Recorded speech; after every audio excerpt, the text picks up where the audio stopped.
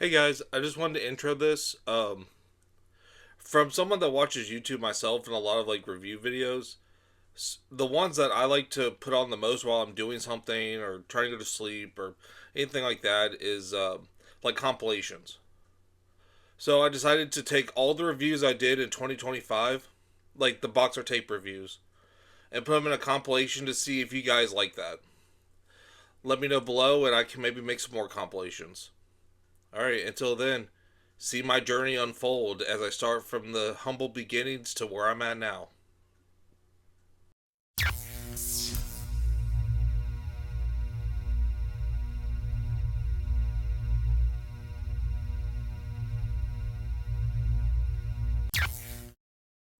Hello, and welcome to Box versus Tape. I'm your host, Angela, and we're going to see which is better, the big box or the VHS tape. Today's episode, we're going to be talking about 2000 Maniacs, directed by Herschel Gordon Lewis, one of my personal favorites. 2000 Maniacs was brought to us by Comet Video,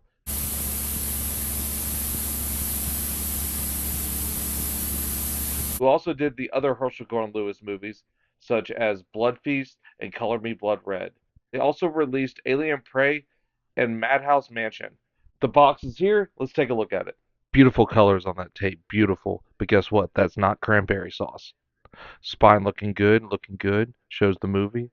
And the back shows you what you're about to watch. Oh, look, there seems to be something inside of there.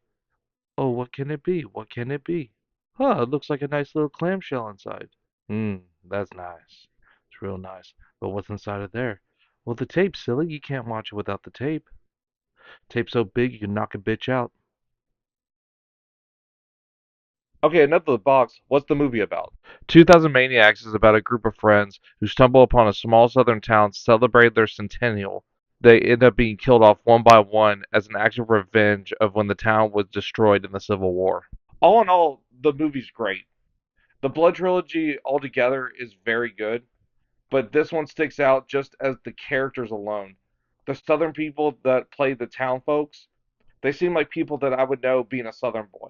A standout kill to me is the character that gets led into the mayor's office just to be dismembered with an axe while she's still alive. See six young strangers doomed to slaughter by an ancient curse.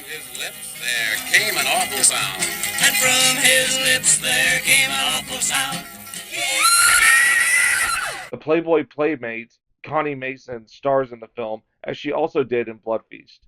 But who ultimately wins? Is the big box or the movie?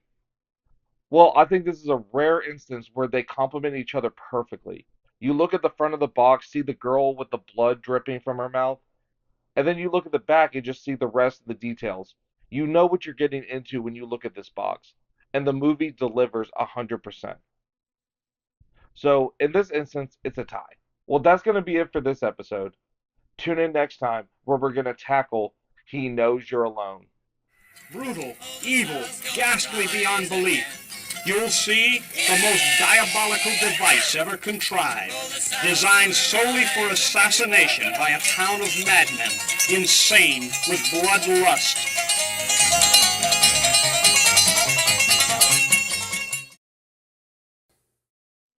Hello, and welcome to Box versus Tape, the show where we take a look and see what's better, the box or the tape. I'm your host, Angela, and today we're going to be looking at He Knows You're Alone. He knows you're alone. He Knows You're Alone is brought to us by a beautiful book box brought by MGM.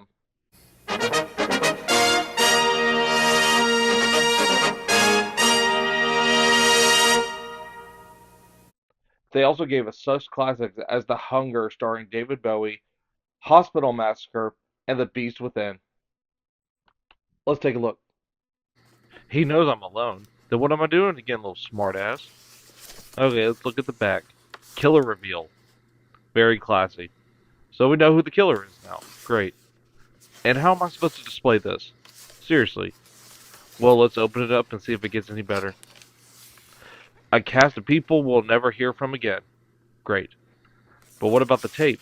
Can it knock a bitch out? I say it can. It can definitely knock a bitch out. The film is about a bride-to-be who is being stalked by a killer who's killing brides and their friends one by one. On the night before her wedding, every girl is alone. Joyce, Nancy, Amy, Tricia, Joan, Debbie. With the help of a cop and her ex-boyfriend, they try to solve the mystery together who's behind all the killings. The film is mostly known for Tom Hanks' first on-screen role. Too bad they don't have a roller coaster. Thank God for small things. Don't you like to be stared, Abe? No. Most people do, actually. I mean, like to be scared. It's something primal, something basic. Horror movies and the roller coasters and the House of Horror ride. I want to go on that next. And you can face death without any real fear of dying. But the producers liked him so much he was originally supposed to die, but they decided against it because he's just so goddamn charming.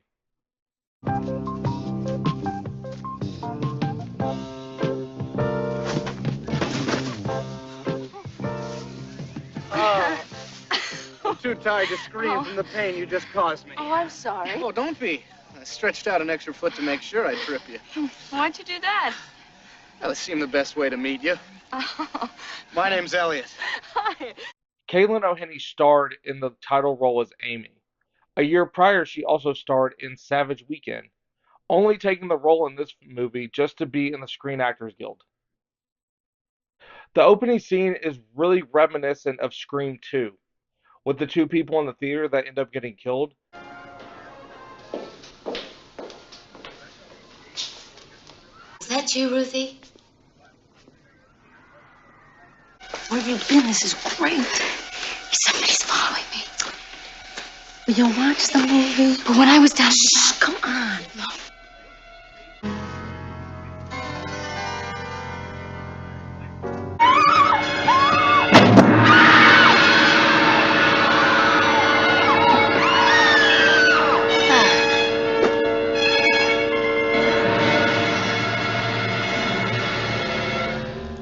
Okay, you can look now. And I know Kevin Williamson is too much of a slasher fan to ignore the fact that he saw this and took direct inspiration from the opening kill of this movie to the opening kill of Scream 2. So which to do better, the box or the tape? This one I'm going to have to give to the tape.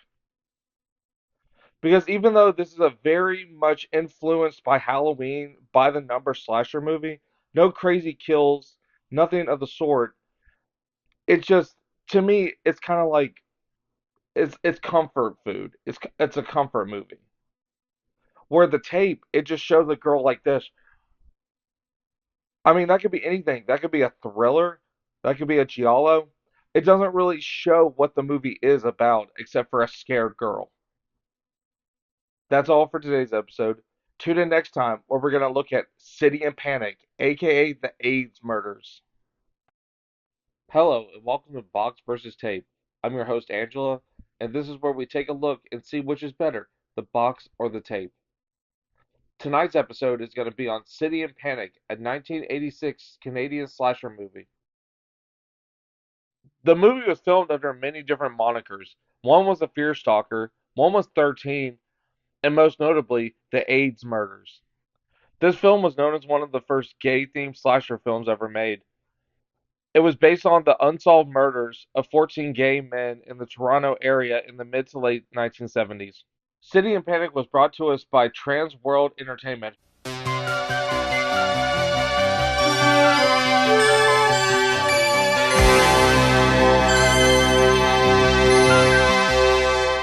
who brought us such classics as the slasher film Bloody Moon, directed by Jose Franco, Monster Dog, directed by Claudio Fragasso and starring Alice Cooper, and Nightmare Sisters, starring Linnea Quigley, Brink Stevens, and Michelle Brenner.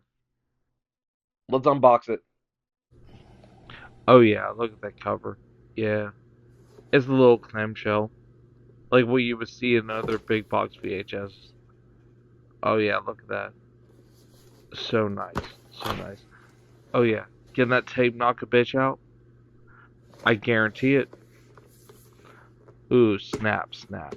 Nothing can explain this movie better than what's on the back of the box. It began without reason or warning, and before the nightmare was over, the city was gripped by fear and drenched in blood. A psychopathic killer stalks the streets, leaving a trail of horribly mutilated bodies strewn across a panic-stricken city. The police have no clues, and the only evidence is the bodies themselves, each bearing the killer's gruesome trademark, the letter M carved into each victim's lifeless body. Investigation of the grisly crimes grind to a halt when it appears that the victims have nothing in common. When suddenly, the police make a startling discovery, uncovering the deadly secrets that all men shared. Under ever increasing pressure to stop the M killer, police detective Barry sets a desperate trap for the maniac using his friend Dave as bait. Neither man suspecting that Dave's connections to the killer is far closer and far deadlier than they could ever possibly imagine. When I first saw this movie, I knew it was a slasher movie that was lost in the mix. It was 1986 for fuck's sake. This is the height of the slasher film. It has many creative death and blood flies. My favorite scene is the one with the security guard. And if you've seen the movie, you know what I'm talking about. If not, here you go.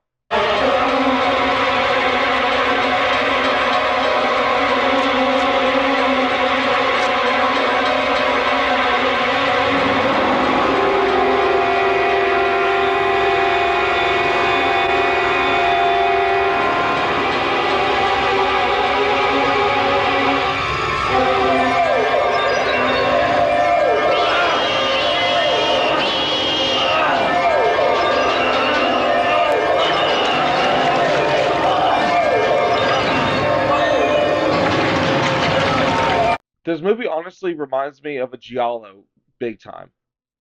To the killer wearing the leather gloves and the trench coat, up until it being a mystery till the very end.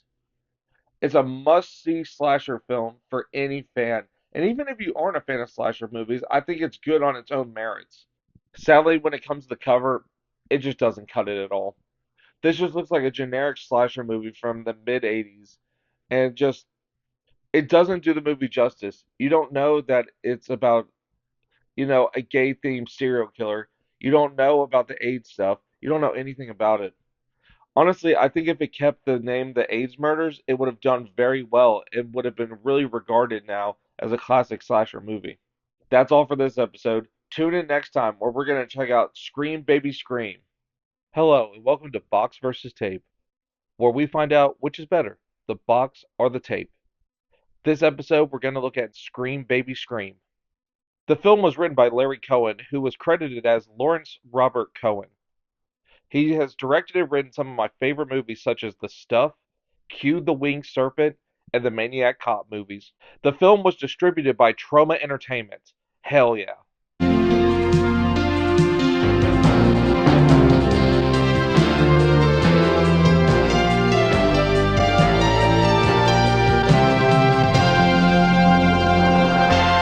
This big box is brought to us by Regal Video.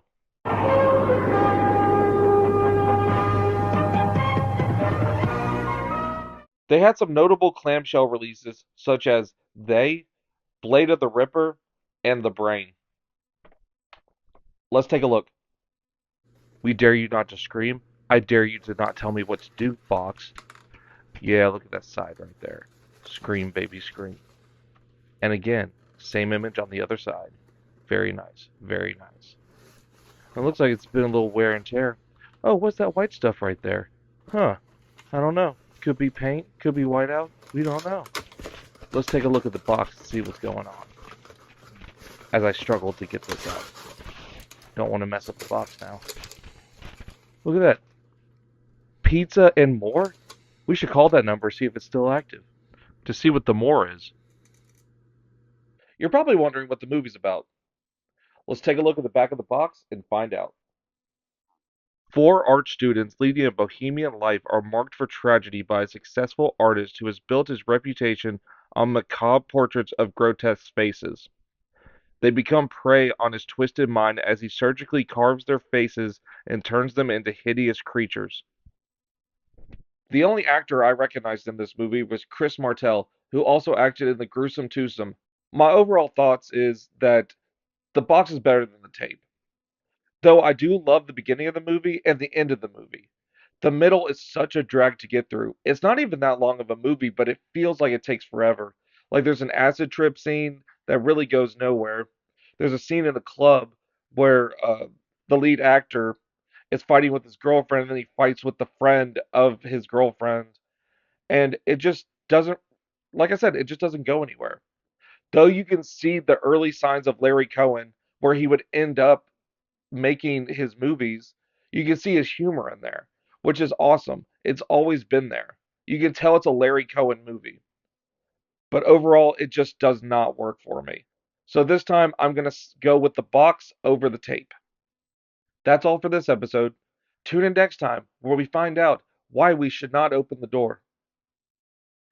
Hello, and welcome to Box versus Tape, where I decide which is better, the box or the tape. Today's episode, we're going to be looking at 1975's Don't Open the Door.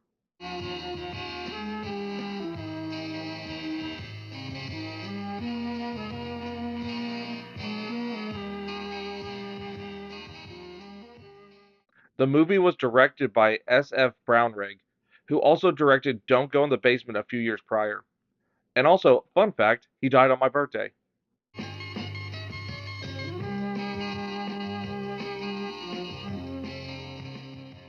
Today's Big Box is brought to us by Video Gems,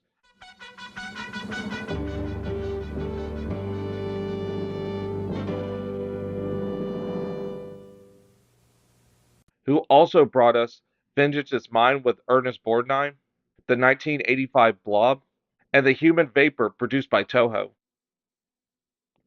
Let's take a look. Look at the tape.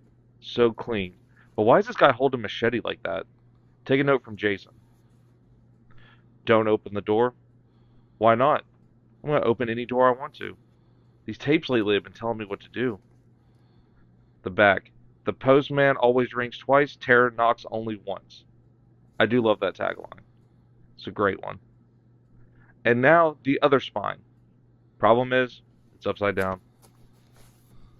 Now let's open this up with the strength of a leopard, and let's see what's inside. And it looks like a beautiful clamshell with no specks, scrapes, or anything. Opening up, the same on the inside. That's a great looking tape. This was honestly a really good find, so I'm happy I found this. Time to look at the back of the box and see what this movie's about. Amanda Post was just a little girl on the evening a knife-wielding psychopath forced his way into the Post household. By daybreak, she was in a state of shock and her mother was dead. Now, 13 years later, the terror has resurfaced.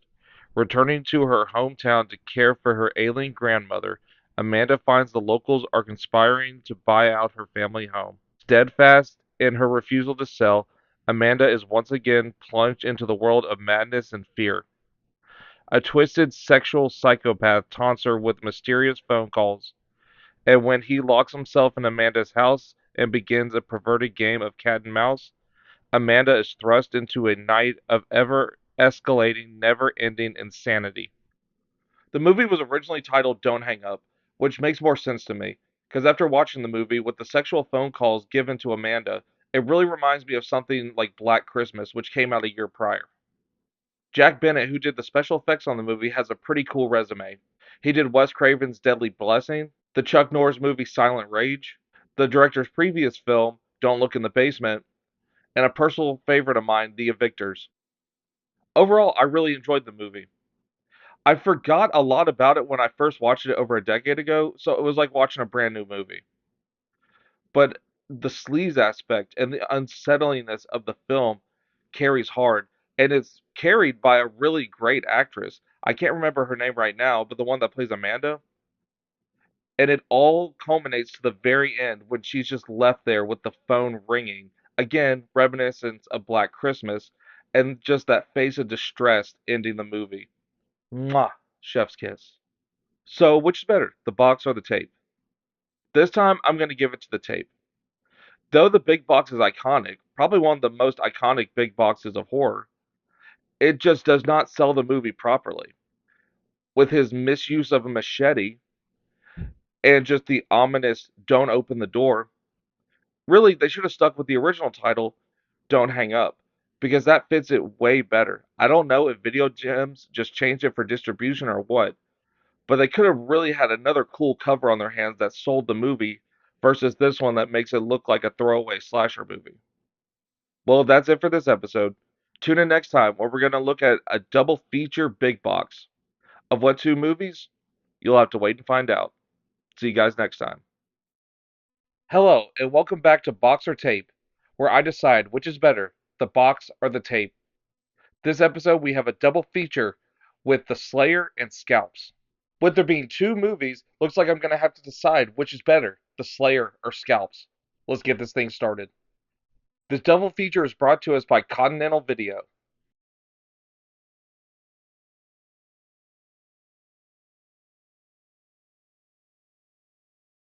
They released two other big boxes this way, with Executioner 2 and Frozen Scream, and Student Body with Jailbait Babysitter. Now, since there were two movies on one tape, stuff did have to get cut out, each film being cut down to 75 minutes, with The Slayer originally being 81 minutes and Scalps being 82.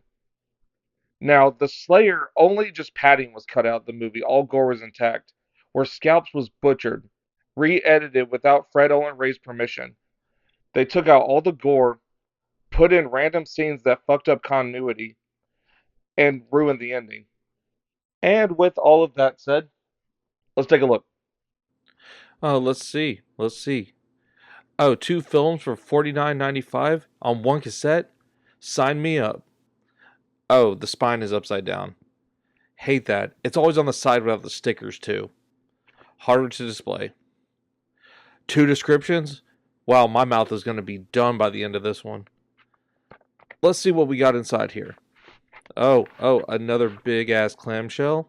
Nice, nice. Harder to open this time, but there we go. And we got the Slayer and the Scalps. What a deal. First up is the Slayer.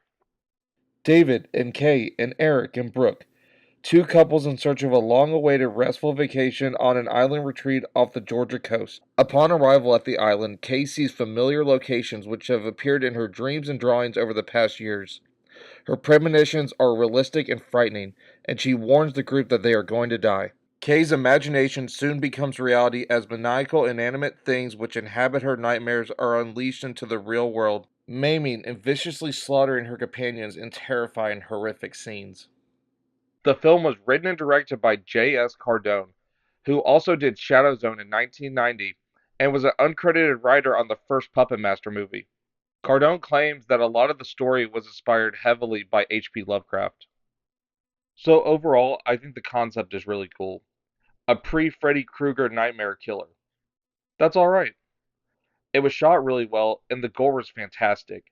A standout was David getting killed by the attic stairs with the basement door. That was really cool. And then, like, Brooke getting pitchforked. It reminded me of the Prowler. It looked great. But I thought the execution really sucked. Like, in that ending, just pissed me off, and almost every good point of the movie was ruined just by that ending. Now, let's take a look at Scalps. Ancient terror arises from the grave as a college professor sends students on a class project to the forbidden Black Trees aerial burial site, in direct contradiction to orders given him by his superiors. Legend becomes reality in this gruesome production as one by one the students meet their fate at the hands of the 100-year-dead renegade Indian Blackclaw, self-appointed guardian of the sacred burial site. The students are haunted and hunted by an evil brought upon themselves until a shocking twist of events occurs. Heads fly and scalps soar in this exciting bloodletting thriller. With only $15,000, this film was directed by the legendary Fred Olen Ray, who also did Hollywood Chainsaw Hookers and Alienator. Over the years, Fred has said on multiple occasions that when people say that they like this movie, he doesn't believe them because he thinks it's fucking awful. Okay, I fucking love this movie. It is batshit crazy. I remember when it originally was released on Blu-ray. I bought it so me and my mom could watch it because she's never seen it. And to this day, the girl that had the arrows in her back and they're just flopping around in the nighttime, just Mom still brings that up as one of the goofiest moments she has seen in a slasher movie. And also, we like to play a game where we figure out what's really nighttime or daytime because of the day for night filter that's on a lot of the scenes. And overall, I think it has a real charm to it. Despite what Fred Olin Ray says, I really fucking enjoy this movie. And I think you would too, honestly. If you just like a good time, a good, like, campy time, not just kind of turn your brain off and just enjoy the entertainment you're watching. And the scalp scene where the girl does get scalped, it's a really good effect. And there are other good effects in the movie. A lot of them fall flat, but for the majority of it, it's all real good. It's a cinematic masterpiece. Okay, first battle. Who wins? The Slayer or Scalps? Well, if you couldn't tell already, it's Scalps. Scalps wins 113%. But I will talk about the Slayer a little bit more. The problem I have with the movie is it's boring. And that's the biggest sin a movie can make. You will always remember a bad movie. You'll always remember a great movie. But a boring movie or just a middle of the road, you're not going to remember that. And it's a shame because it's very well made. There's a lot of ambition behind it. Where then you compare it to Scalps, which is a cheesy slasher movie made on a no budget, and that ended up winning.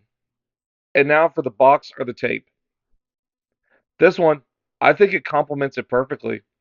I mean, if you take a look at the box, it took some screenshots from each movie and then did it like a double bill like thing right here, where it makes it look like you're walking up the street and oh, the Slayer and Scalps are playing. That's cool. And plus the novelty of getting two movies with one tape. That's really interesting. I'm surprised it wasn't done more often. Well, that's all for this episode.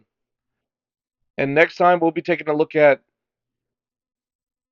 I don't really know yet. So it'll be a surprise. Catch you guys next time. Hello, and welcome to Box or Tape, where I decide which is better, the box or the tape. This episode, we're going to be looking at City of the Walking Dead.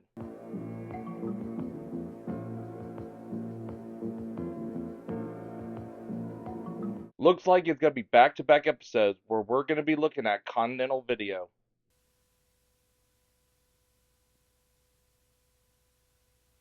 This company has released other notable releases, such as the compilation tape Terror on Tape, one of my favorite early 80s slasher movies, Nightmare, and the John Waters classic Female Troubles.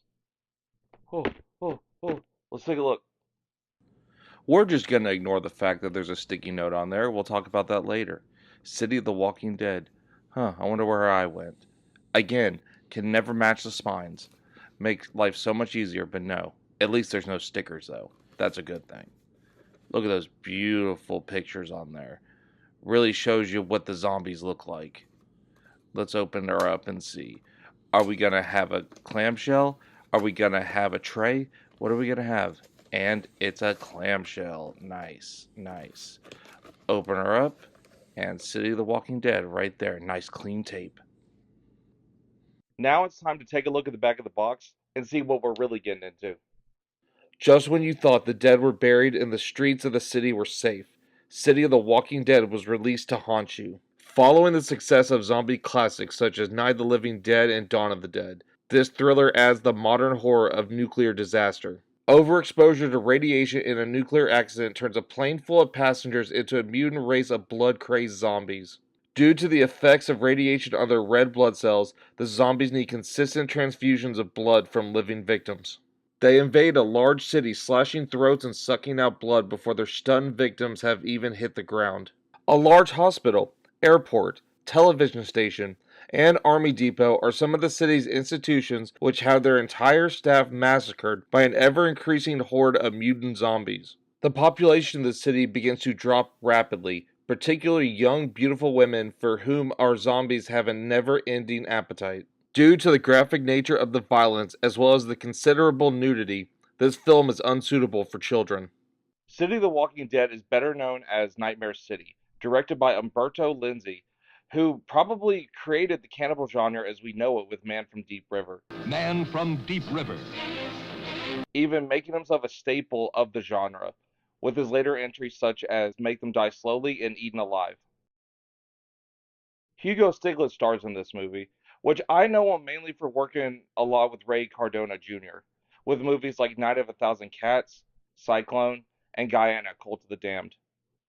Lindsay felt the film should have been like a radiation sickness movie versus a zombie movie, even going as far as calling it a cautionary tale against nuclear waste. But if you read the back of the box, it gets lumped into all the Italian zombie movies. Just everybody knows Nightmare City as a zombie movie. Fun fact, the movie has real Spanish military and police forces as extras. So, what are my overall thoughts of the movie? It is uncut entertainment. It is just so much fun. I love how the infected have no rules whatsoever. They go from biting and stabbing you to picking up a gun and shooting your ass. Hell, they can even fly planes and drive cars. Come on, Whitey. What are you standing there?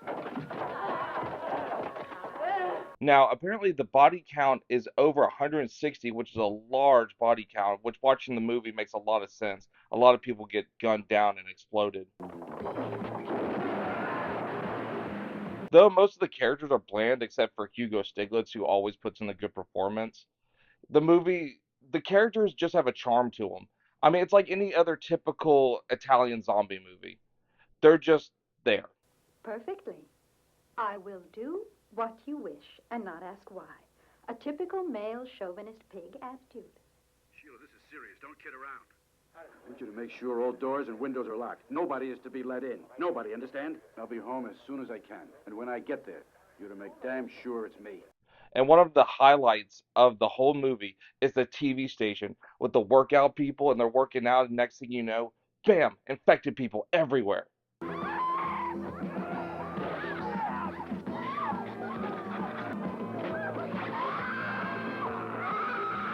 And I can't stop this episode without bringing up the ending. And if you know, you know. If not, here you go.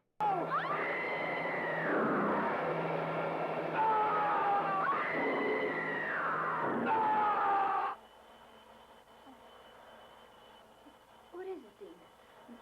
What's wrong? Oh, nothing. I had a horrible dream. God, it's late. I have to get to the airport.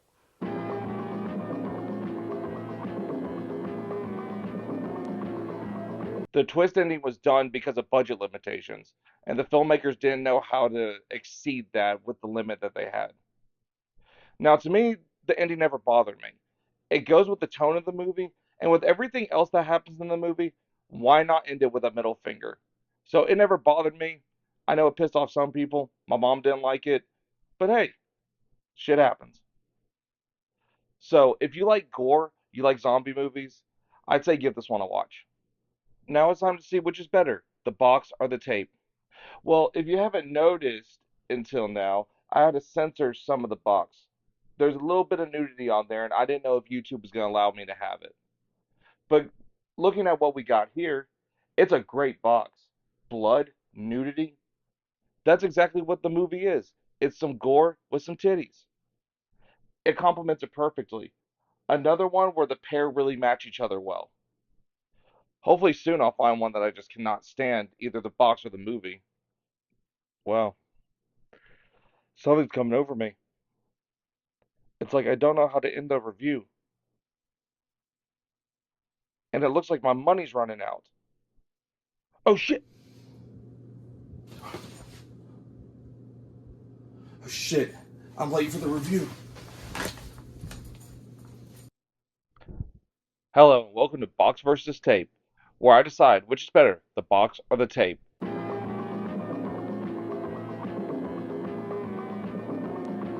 Hello and welcome to Box or Tape, where I decide which is better, the box or the tape. Today's episode, we're going to be looking at the 1972 giallo, The Slasher.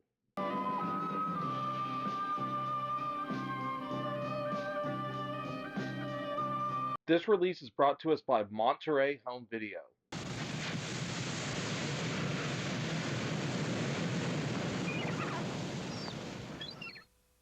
The company was started by Scott Mansfield to release his slasher film Deadly Games in 1982.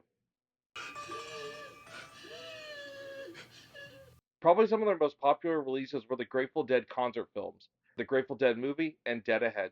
Currently, they release their films at film festivals and through VOD, and they also do documentaries on PBS.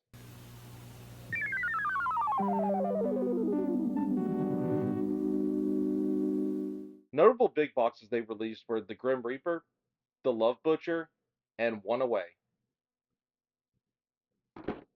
Let's take a look. Okay, today we got the slasher. It's the knife and the night. Ooh, look at that side piece. Did you look scared? I wonder if the guy on the cover is not happy with his photography. I wonder if that's the issue. And that guy on the left, I hope he's not important to the plot. Now let's just open this up. Let's see. Oops. Let's see if I can get it. Oop. Butterfingers. Ooh, there we go. There we go. And classic, the slasher. Now let's read the back of the box and see what we're getting into. A violent and sadistic killer is loose in a small town. Victims, rich, beautiful women who have been unfaithful to their husbands. Motive unknown. Clues. After stabbing his prey brutally, the slasher always leaves incriminating photographs around the corpse, cruelly proving the woman was an adulteress. Police Inspector Farley Granger has his hands full as one bloody murder follows another, leaving him completely baffled. His wife is the only source of consolation as a terrified community demands the capture of the sex maniac. Finally, Granger devises a clever ploy to draw the slasher into the open. But the price for capturing the psychopath is a revelation of a fatal secret with very deadly consequences. The Slasher, aka The Slasher is a Sex Maniac, is directed by Roberto Montero, who I have not seen any of his other works besides this one. Farley Granger stars in the movie, and he's most well known for his roles in Alfred Hitchcock films like Rope and Strangers on a Train. Where I personally know him from is the sheriff in The Prowler. The Prowler. If he wants you, he'll get you. Okay, funny thing about this movie. It was retitled as Penetration and inserted hardcore pornography into it. Farley Granger was so pissed that he actually did a lawsuit against them, or threatened a major lawsuit. But it was withdrawn from the US distributions, but not in Europe. So if you were in Europe, you could still watch Penetration. So, how's the movie? Well, in my opinion, it's a very by the numbers Giallo movie, which it's early on in the Giallo history, so it's to be expected. The kills are just very generic. The killer only just slits the throats of the victims, so there's not much creativity there.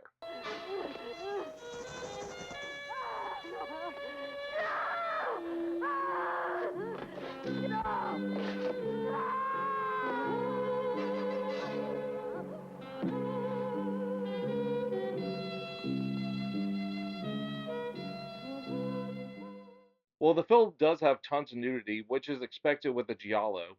And I mean, Italian cinema in general does lots of nudity. But this one, even like right after the opening credits, there is a dead girl that is completely naked and you see all of her.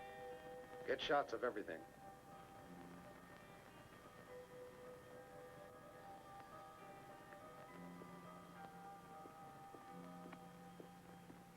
And there's some funny lines in here, and some are pretty harsh. The funny one is when the coroner and Farley Granger are talking about the motive of the killer and why they're killing. But what motive is there for these crimes? I don't know. Perhaps they could be traced to a homosexual. Homosexual? Yes, a jealous one. One other motive. Impotency has proven to cause mortal hate in men toward any woman they cannot possess. It's not practical. This is the harsh moment. This one hateful wife who's cheating, she comes back and her husband catches her, and he's crippled, and she says like the harshest thing to him, like, Jesus Christ, get a divorce. Have I kept you up again? No decent woman comes home at this hour. Go to hell. You're unbearable. Your suicide might at least have been fatal. A decent woman, as you say, would have had you packed off to some rest home. Now, if I'm permitted, I'll go to bed. And of course, the biggest red herring I have ever seen is this greasy coroner dude, and he like takes pictures of the dead bodies and displays them in his house. Like, of course he's not the killer, but damn if you're not setting a boy up. I've only 2 rooms.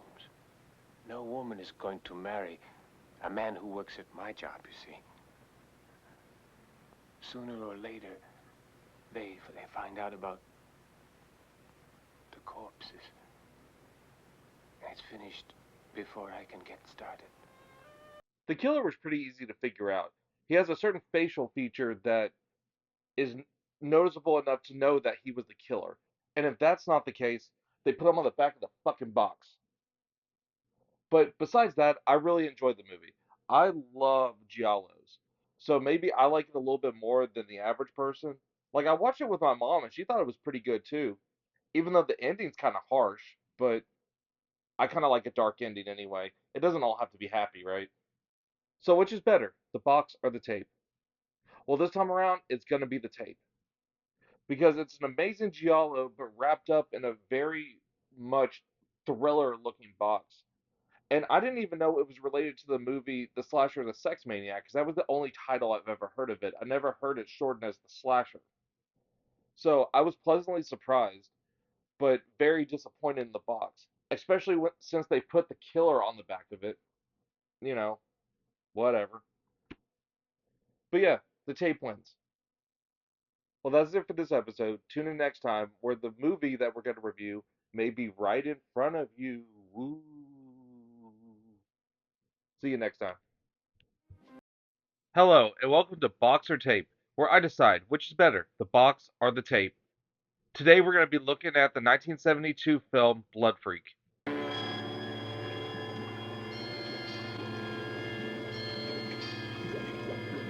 This tape is brought to us by New Horizons, Inc.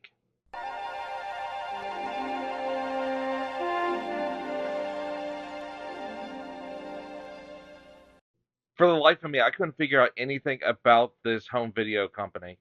Every time I tried to search it, Roger Corman's New Horizons home video kept popping up. But I did find some other movies that they released: The Devil's Nightmare and The Revenge of Dr. X. Now, here's the strange thing. The slipcase for this movie, you'll see when I show you the tape, it's New Horizons Inc. But when you actually look at the tape itself, it was a Regal video. It reminds me of the one from Scream Baby Scream. And then when doing some research, I did find out that Regal Video did release this movie at one point. So maybe it's like a sister company or like the budget company of Regal Video.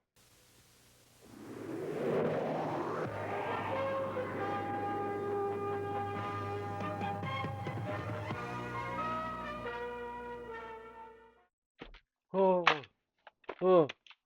Let's take a look.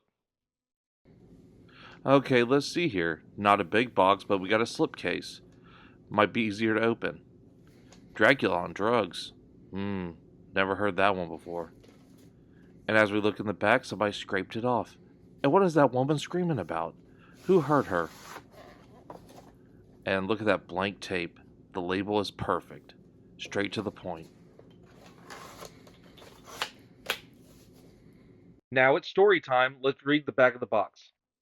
Lock your doors. Check your windows. Turn on all your lights. Look under your bed, because the blood freak is on the loose.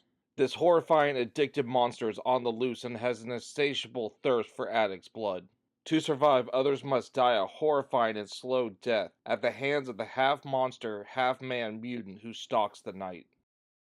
Blood Freak was co-directed, written, and produced by Stephen Hawks and Brad F. Grinter. Let's start with Grinter. He connects to my Scream Baby Scream episode because he was the professor in it. Scream, baby, scream. He directed other movies before this, such as Devil Rider and Flesh Feast. Now time to look at Stephen Hawks. He hasn't acted in much, but one thing that stuck out to me is that he played Tarzan in Tarzan's Greatest Challenge, which was co-written by Umberto Lenzi of City of the Walking Dead fame.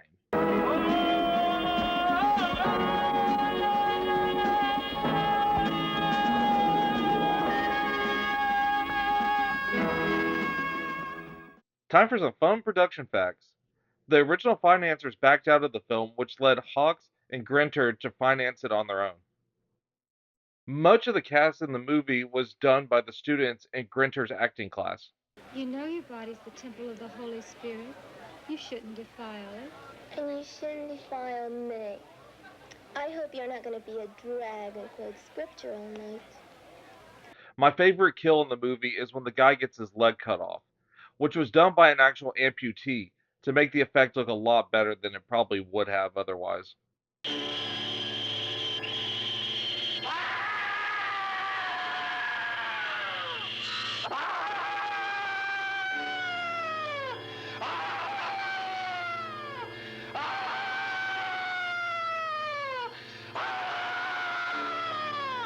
The turkey head was made out of paper mache that Hawks wore in the movie, which is funny because it looks like he cannot see at all, like he's just stumbling around finding his bearings. It's hilarious.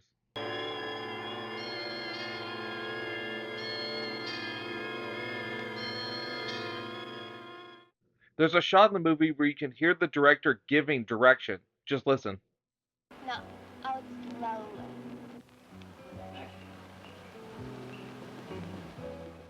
But how's the movie? Well, it's a strange mixture of a drug film, a pro Jesus film, a gore film, and just this weird propaganda about experimenting on meat, like produced meat. It's just odd. Like he goes to a party, starts doing drugs. I'm not a coward.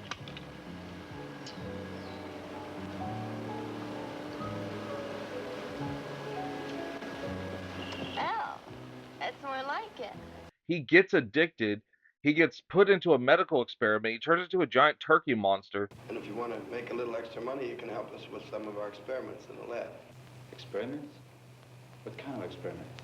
We are testing the chemical caponization but we need a human to eat the meat to see if there are any side effects. Sure. Starts killing drug addicts and drug dealers because he can only taste addicts' blood.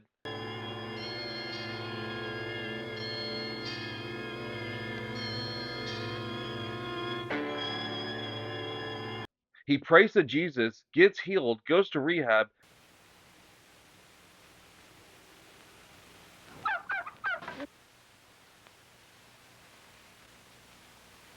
Hey, we've been looking all over for you. Are you all right? After I ate that turkey, I went through hell. Embraces his sweetheart in the sunset, and then it ends.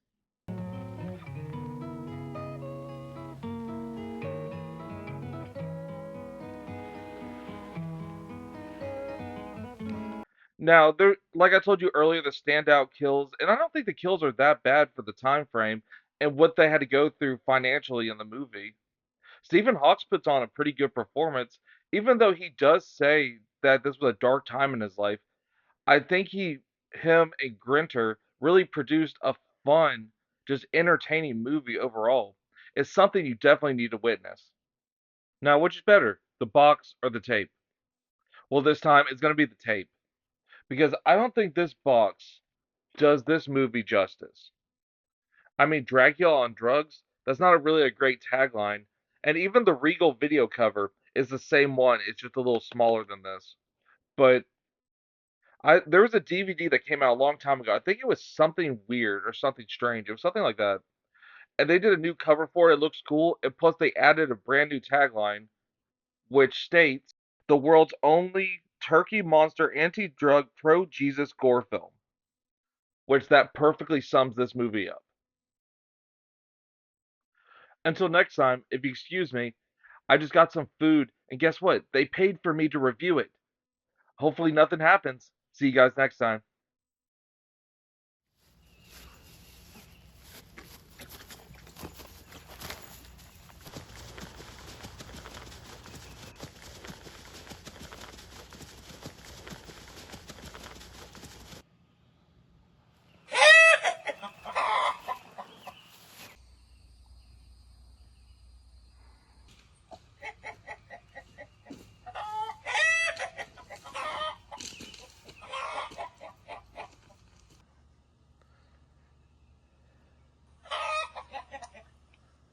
What the fuck was that?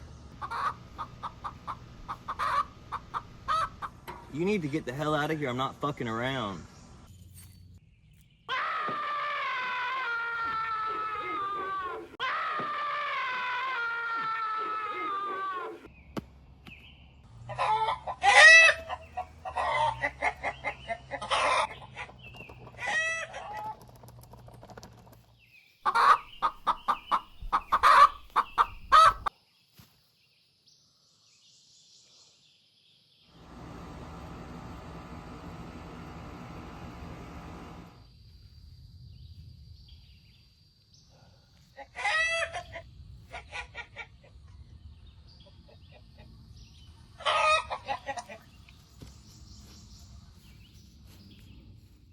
Hello, and welcome to Box or Tape, where I decide which is better, the box or the tape.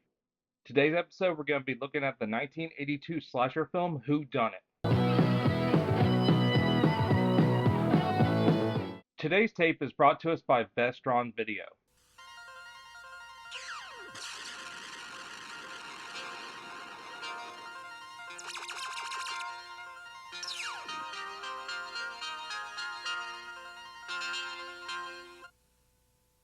Vestron Video was active from 1981 to 1993, but in 2016, Lionsgate Home Entertainment ended up picking it up as a revival for Blu-rays, which I own a shit ton of.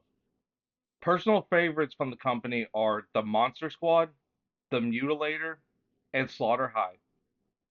Even through my years of collecting, I picked up a Mutilator home cassette poster that was released by Vestron Video. Let's take a look. Okay, let's see what we got here today. Bloody handprint, nonsensical sentence, word, whatever that's supposed to be. Sticker on the side.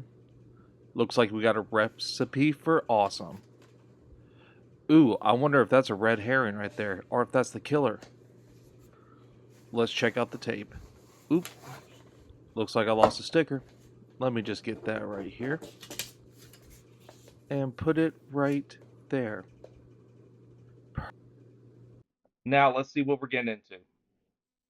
Someone is trying to murder everyone on Creep Island, and nobody knows who done it. Grab the edge of your seat for a chilling murder mystery that will have you screaming in fright. A cast of hopeful young actors arrive on Creep Island to begin filming a movie that they will never live to see. In murderous succession, the actors meet with brutal deaths. The few remaining become suspects. But is the murderer one of them? See if you can figure out who done it. Who Done It goes under a couple of other titles, most notably Island of Blood, but you can also find it as Scared Alive. But to me, it will only be known as Who Done It. The director really didn't do much of note, but one thing that stuck out was the Rocky parody Ricky One. The actress who played Lynn broke her foot a few days before filming, so instead of changing the script and writing why this character was on crutches and had a cast, they just played it completely straight like nothing ever happened. Hey, where you going? To look around. I'm bored. Rick Dean, who played Jim, was in a couple of favorite movies of mine, Carnosaur 2 and 3. Jim Piper, who was John, did some ADR work on Dr. Giggles. The doctor will see you now. Mike Stroka, who played the mayor, was in several episodes of the TV series Dark Shadows.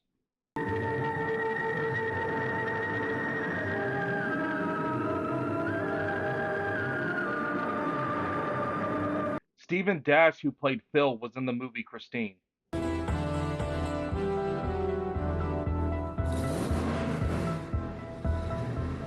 The song in the movie that plays before each actor's deaths is a song called Face to Face by Factory Fear. Not Fear Factory, but Factory Fear.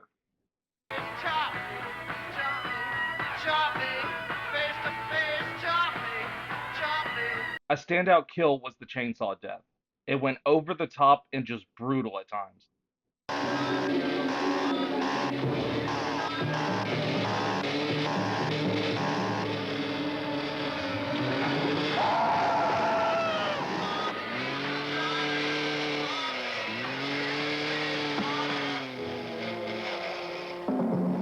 So, how's the movie?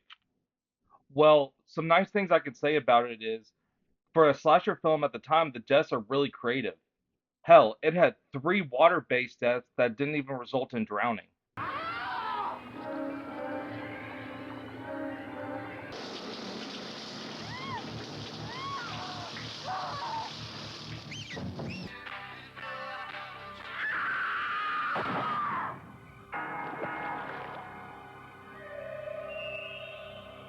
There's a scene where these two people are having sex, and the killer has a machete that comes out from under the bed and kills the person, which kind of reminds me of the Kevin Bacon death for Friday the 13th.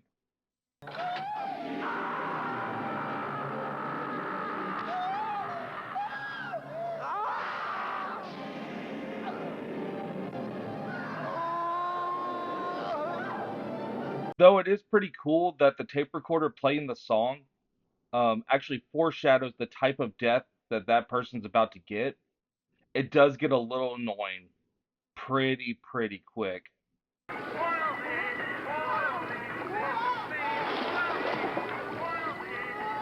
The movie has this one character in it that when the rest of the cast finds out that there's a killer on the island, that he just becomes super aggressive with everyone, even putting knives to people's necks.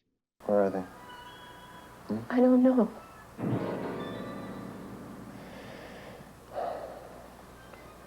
Just tell me, Arcadia. And of course, it's still pretty hilarious that one of the actors broke her foot and there's no mention of it in the movie. And guess what? She needs no help getting around because nobody else acknowledges the fact that she is on crutches and has a broken foot. Where does it look like I'm going? The best rooms are usually upstairs. And let's not forget the man, the myth, the legend, fucking Bert. He is the best part of this movie, and he will always be the best part of this movie. Look, fella, I don't like nothing about your generation. If I owned this island, you wouldn't be here, none of you. What have we done that you don't like? So far, just showing up. You tell the others they eat what I put on the table or they don't get nothing. I'm not gonna mess with a bunch of food-picky drug freaks. But overall, the movie's just a forgettable 1980s slasher movie. Like, there's a reason that most people don't talk about this. Besides just some creative death, there's nothing really to it. And if I was deciding to pick a movie for a movie night and we wanted to do horror, I would not be picking this one anytime soon. It was a damn stupid accident. Never should have happened. So which is better, the box or the tape? Well, this time around, it's going to be the box. Because isn't that what finding movies is all about? Finding an interesting title, an interesting box, and hoping it's good. Now, sadly, this movie is just forgettable more than anything else. But with that iconic cover, and this is the only title that I've seen called Who Done It. I've never seen it online anywhere. I've never seen it on like Blu-ray when it was released. And this is like the only version of the VHS I can find. So it's really interesting. So, with all that being said, that's why the box wins. Well, that's it for this episode. Tune in next time where we're going to be looking at a movie where the title character is played by a special effects artist. See you then. Hello, and welcome to Box or Tape, where I decide which is better, the box or the tape. Today's episode, we're going to be looking at the 1985 slasher, The Ripper.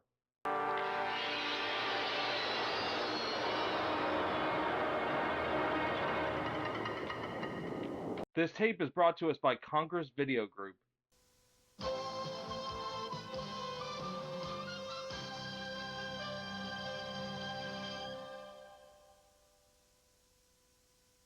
Normally, this is where I cite notable releases from the company, but thankfully, the tape did my job for me.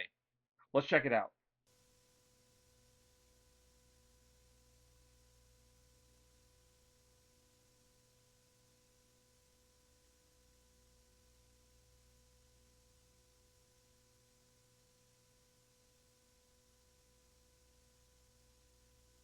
Now, with all that being said, let's take a look. Alright, let's see what we got here. Yellow eyes, yellow eyes. Just like the kid in Christmas Story. The Ripper. What is he ripping? What is he ripping off? I don't know. We're gonna have to wait and see. Wow, that is a book on the back. Oh, looks like Tom Savini's in it. Nice. I wonder how long he's gonna be in the movie. And what's with those spindles? Ooh, those are big. And not a lot of tape. Alright, let's see what we're getting into. The Whitechapel murders took place on the East End of London in 1888. For 2 months, the infamous murderer Jack the Ripper sliced and slashed his victims, carving a legend in the history of unsolved murders. In each case, his victim was a prostitute. Her throat was cut and each was savagely mutilated and usually disemboweled with the exacting precision of a surgeon. There are a lot of theories as to who Jack the Ripper was and why he committed the murders, but the fact is that Jack's trail vanished and his identity has remained a mystery to this day. Richard Harwell, a modern-day college professor, is teaching a course, Famous Crimes on Film. While recalling to his students one of the many theories about Jack the Ripper, his eye is drawn to an illustration of a ring reportedly found at the scene of the final Whitechapel murder. The ring resembled the one he'd seen just yesterday and was now obsessed to own. Is it a coincidence that once the ring is on his finger, brutal slashings begin occurring in the small town? One of the students doesn't think so and begins to unravel the mystery of the ring, attempting to end the terror. Tom Savini, the master of film gore, whose credits include Friday the 13th, Day of the Dead, and a cameo role in Creepshow, brings new dimension to the character in this startling vision of the Ripper legend. Christopher Lewis directed this movie. He is also known for directing Revenge and what I know him for, which is Blood Cult. And it is actually shown in the movie. Richard Harwell, you are a strange bird, you know that? Yeah, well, that's why all the women are crazy about me. Hey! A standout actor in the movie is the late, great Jeffrey R. Fantana. He stole every scene he was in. Wolf in the Fold. What was that? Wasn't it Wolf in the Fold? That was the episode on Star Trek that was about Jack the Ripper. Yeah. I'm sorry, you're right. Wolf in the Fold. Probably the biggest name. Take that back. It's not a probably, it's a definitely. Definitely the biggest name in this movie is Tom Savini, the famous special effects artist who did Friday the 13th, Dawn of the Dead, The Prowler, and The Burning. Also, he's an actor in his own right, playing in the original Dawn of the Dead and From Dusk Till Dawn. Oh my God, who are you? What? I should think that would be obvious. Objectively, he's the best actor in the movie, but he really doesn't like that he was involved with it. He's embarrassed by it. He was paid $15,000 and was flown out for a one-night shoot, which, if I could do that, that'd be great. Easy money. But he went on to say that the body double looks nothing like him, and even going as far as at cons asking for forgiveness with his involvement of the film. Now, I think that's a little ridiculous, but to each their own. Like any intelligent man, I do enjoy an occasional challenge. However, I am not of the temperament tonight to put up with any more of this cat and mouse game. So, how's the movie? Well, a good point of it is its gore. The gore is fantastic. For the budget of this thing, it's amazing what they could do.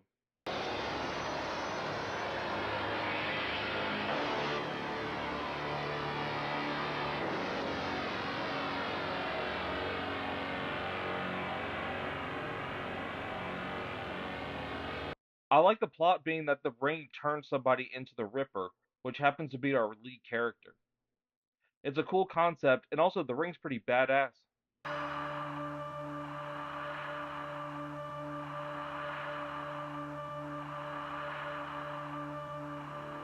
For the production, the acting's really not that bad, and the characters are actually written to be very likable. Did you see House of Wax last night? Last night? I thought it was tonight. No, last night. Damn it, I wanted to tape it.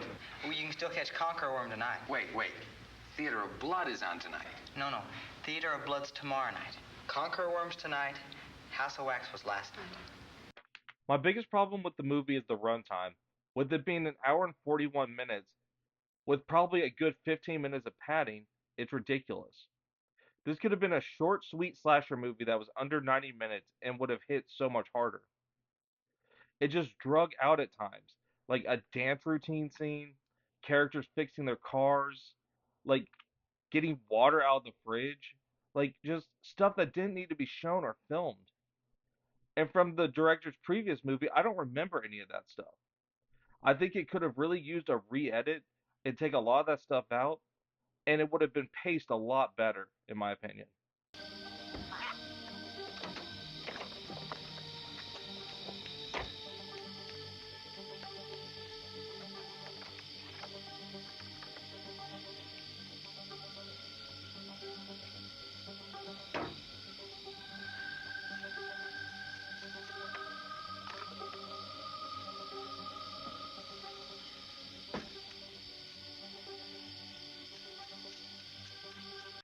Tom Savini is everywhere on the cover of the poster, the VHS, everywhere.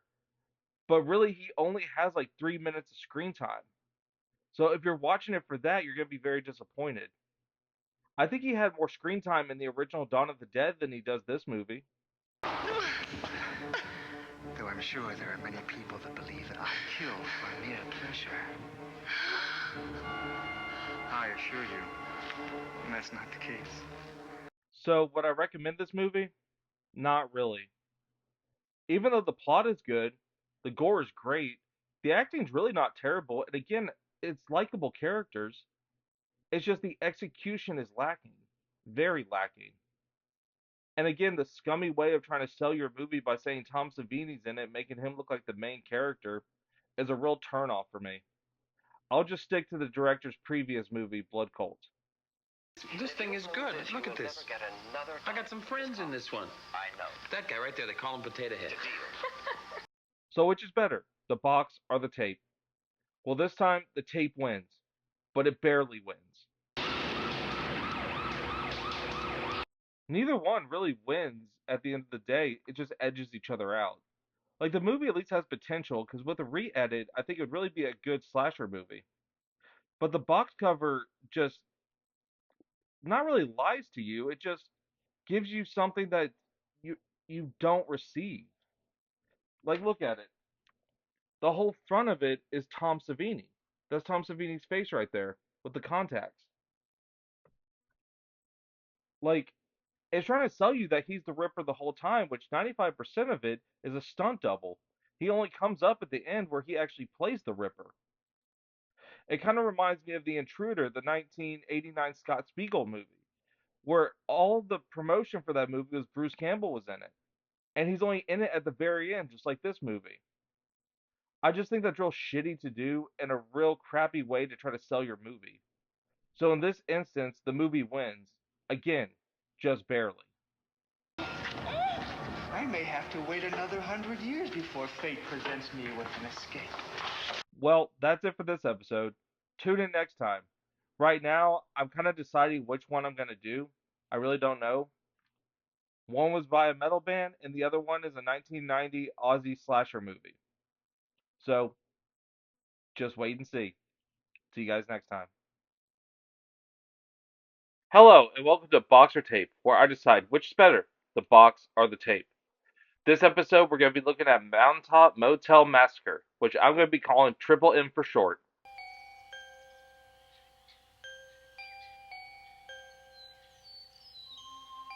This release is brought to us by New World Video.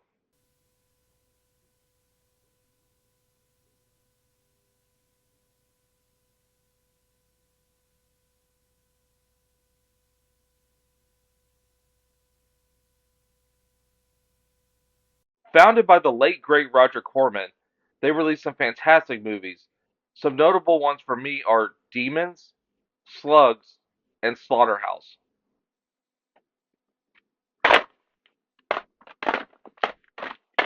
Let's take a look. Let's see what we're getting into. Crazy Lady, Do Not Disturb. Gotcha, gotcha. But check out those side pieces. That's the best side piece I've ever seen. Now looking at the back. Look at that. The monster before me ripped it up. Look at that. Tisk, tisk, tisk. Treat your tapes better.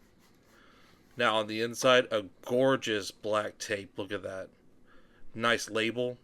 Good to go. Good to go. Now let's just put this back in here. Nice and neat. Let's see what we're getting into. Welcome to the Mountaintop Motel. Remote, secluded, private, all the fresh air you can breathe, and the best country views that money can buy. Young Marys on a honeymoon? Country pastor on vacation? Road-weary travelers looking for a warm room and a home-cooked meal? You can check in anytime you want, but you can never leave. Little do the guests know that the Mountaintop Motel is run by a deeply troubled middle-aged woman who is slowly going berserk. She is in the grip of stifling madness, and she attends to the guests in her own wicked ways. Poisonous snakes, roaches, butcher knives, or any available kitchen utensil will do. She is on a bloody rampage from which there is no escape. Mountaintop Motel Massacre, The terror is real. Just letting you know, any utensil can do is bullshit. She just uses a sickle.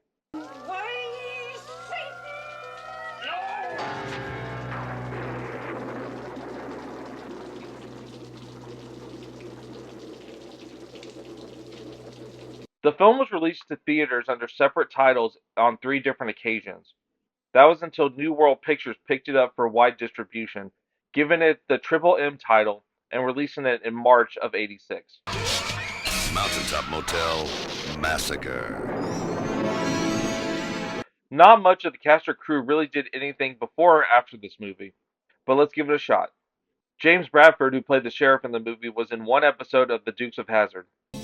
Just a good old boy, never meaning no harm. Ann Chappell, who was our villain of the movie, acted in one other movie called Man in the Moon. The Man in the Moon. How was that? Perfect. The one that really stuck out to me was Bill Thurman. He was in the Charles B. Pierce movie The Evictors. The Evictors. It's happening now.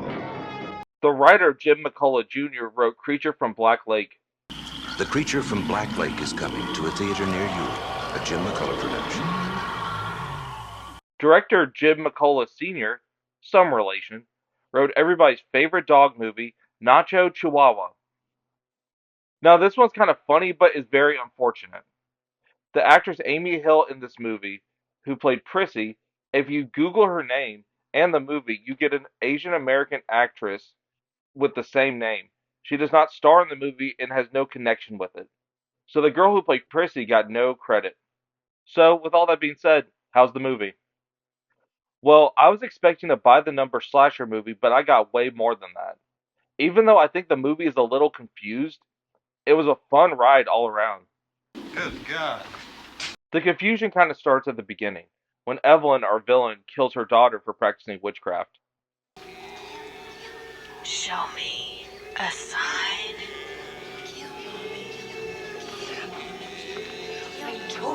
I told you never to do.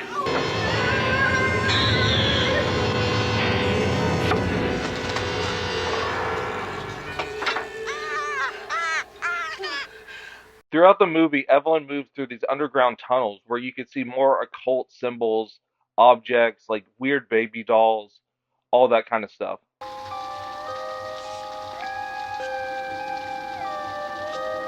She also uses snakes and roaches, again alluding to the occult.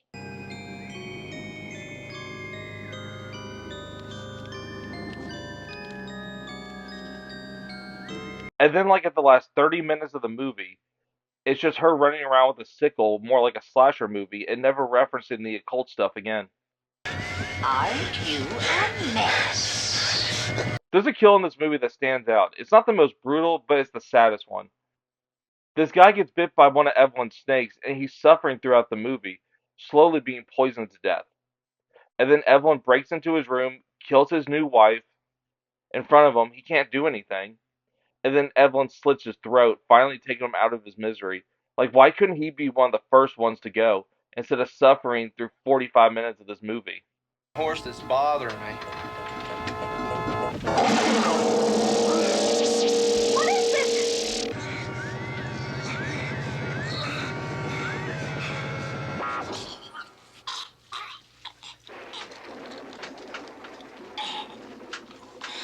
Now, as a proud Memphian myself, I would like to shout out Al of this movie. He's from Memphis, he survives the movie, and he becomes one of the heroes. Go Memphis! I'm an advertising executive from Memphis. Though the movie's confused, I think it's great. It's a lot of fun.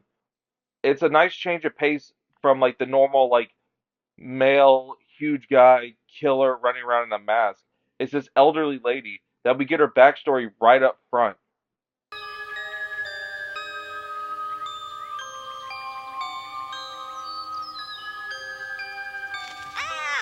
The location's really cool.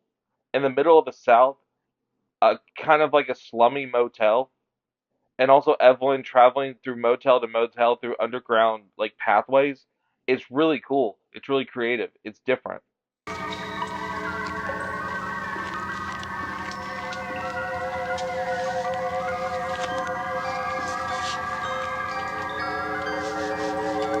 One funny part about the movie is once the group discovers like the underground pathways through the motels, they start hammering nails into them. But not just multiple. I mean just a single nail. And apparently it keeps her trapped. I wonder if that would have worked in Evil Dead.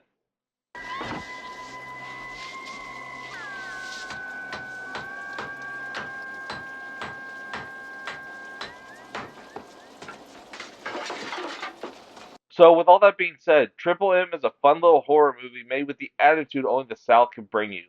A memorable villain, some fun kills, and a creative location. What else could you ask for? We need to let everybody know. So, which is better, the box or the tape? Well, this time around, the tape wins by a landslide. It's no competition. I mean, just look at this thing. It looks like just a horrible, just slapped together mess. I mean, that's not even Ann Chaplin on the box. Like the logo kind of looks cool, I guess. But it did give us a great tagline. Please don't disturb Evelyn, she already is. But if I were to see this at a video store, I'd walk right past it and not even think twice. It's just goofy and really unpleasant to look at. It really doesn't look good on my shelf, but it's on there, so there's that. So again, the tape wins.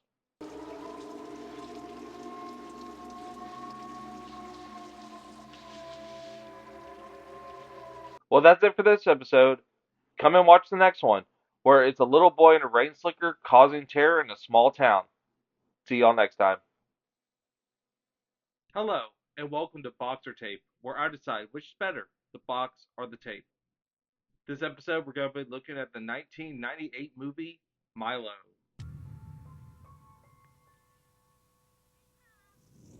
This tape is brought to us by Sterling Home Video.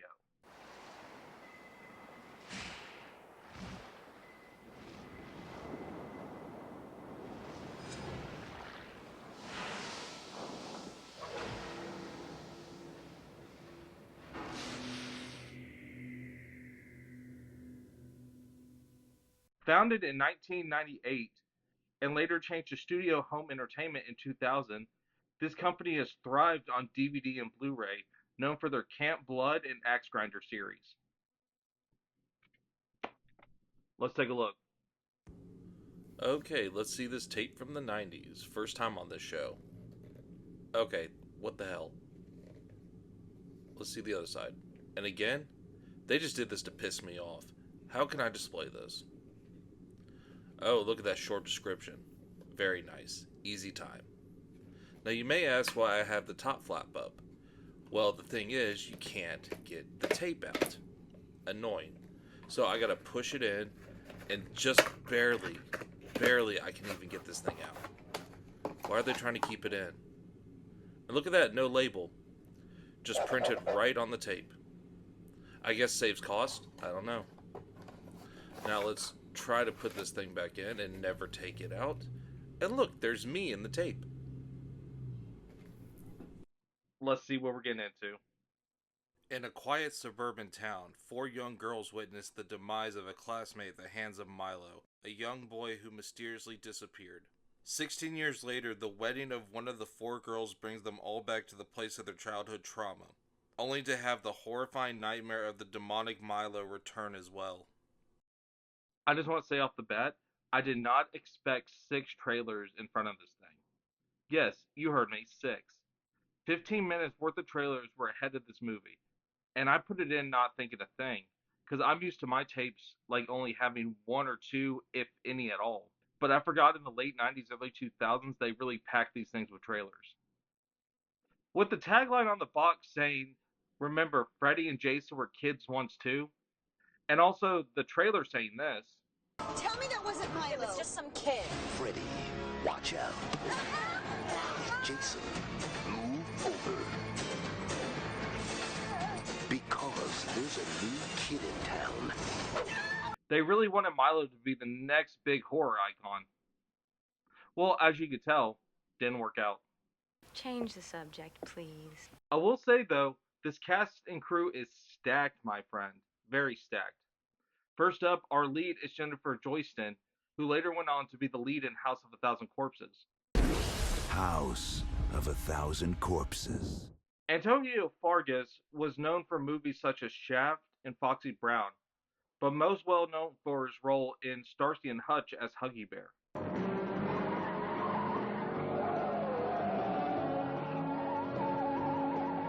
Vincent Schiavelli, who was known for being in Clive Barker's Lord of Illusion, was also in One Flew Over the Cuckoo's Nest. The film also has an early appearance by Mila Kunis, who is known for That 70s Show and Ted, though it was uncredited.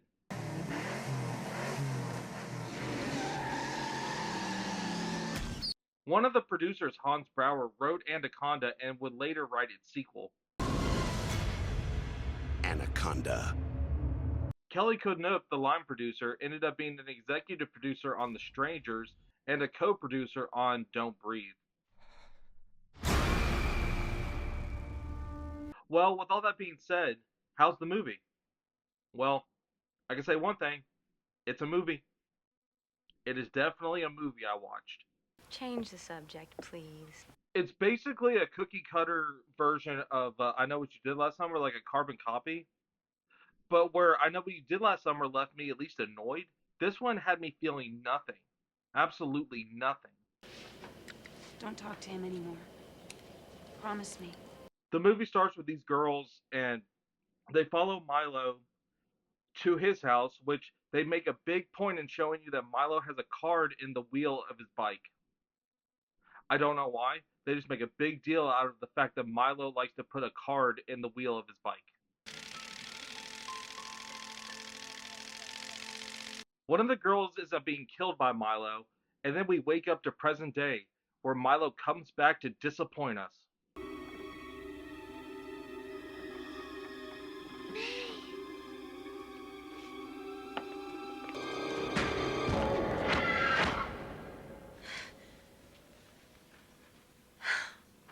Now, going into this, I didn't expect much. I'd never seen it before. And I kind of thought, after a while, I'm going to get like a revenge slasher movie that was done in the late 90s, kind of like an homage to Scream and I Know What You Did Last Summer.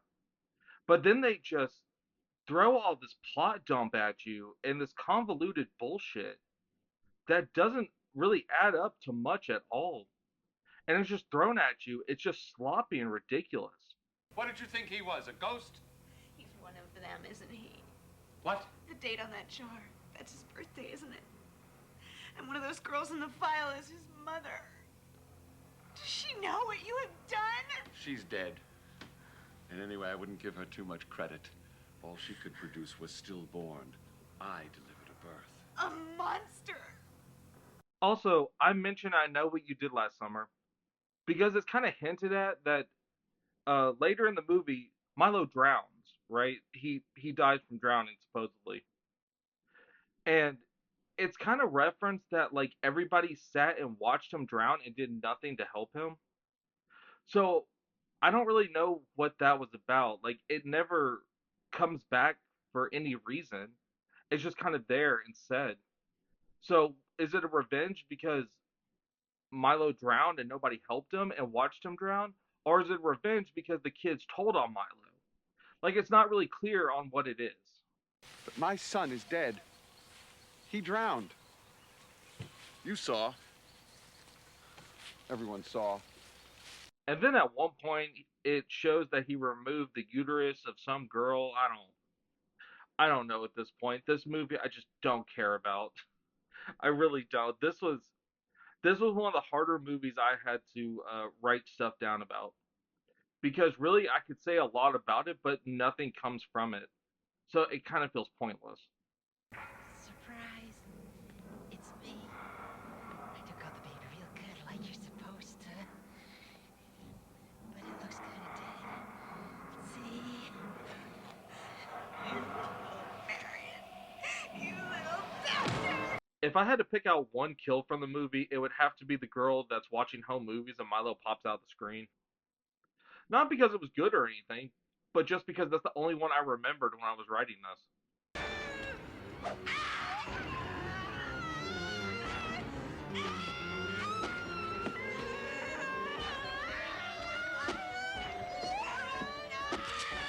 And even looking at the characters, I found none of them either likable or they're just bland and they don't stick out. Like I wrote this a few days after I watched the movie, and I had to look at my notes a lot to try to remind me of which character was which. The only one that stuck out was Mr. Kelso, the janitor, but he's just a great actor. Like I'm surprised they got him for this role. That looks to be the work of a kid. I know. But this is a school, ma'am. Don't make sense to lock kids out of school. Just please find something to cover it with. How about a map?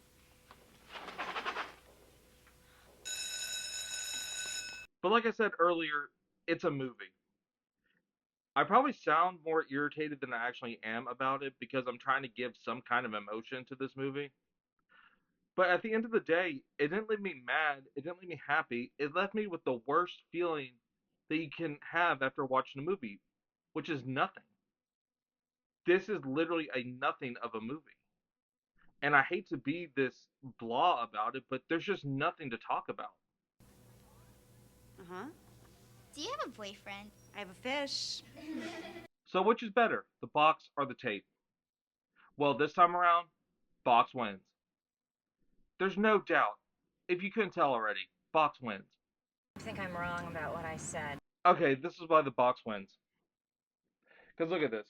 It's that ugly, like, shiny, reflective 90s VHS box. I mean, who is that right there? That doesn't look like Milo. That looks like the rats from Rats Night at Terror, like the very end. The balls that this movie had to say, remember, Jason and Freddy were kids once too. And I hate when tapes do that, but I will give you an example of one that did it right. Let me grab it here. Silent Night, Deadly Night. If you see, they mention Nightmare on Elm Street, Halloween, and Friday the 13th. But in the instance of Silent Night, Deadly Night, it's better than some of the movies that it mentioned, in my opinion at least. You can be objective to that. You can have your own opinion. But with the three it released, I think it's better than two out of the three. So that one at least lived up to name dropping. This one doesn't. And where Silent Night Deadly Night had sequels and remakes and one in production right now done by the Terrifier people, this has nothing. No one remembers Milo. And because the tape itself, that I can't even get out, which irritates me, leaves me with more emotion than that 90-minute movie I sat through, the box wins. And you might want to keep your eyes open for the kind of trash that would do something like this. Well, that's it for this episode. Tune in next time, where I'm going to have to seek this movie out, or even shriek it out, to find a copy. See you guys next time. Hello, and welcome to Box or Tape, where I decide which is better, the box or the tape. This episode, we're going to be looking at the amazing slasher movie, Hide and Go Shriek.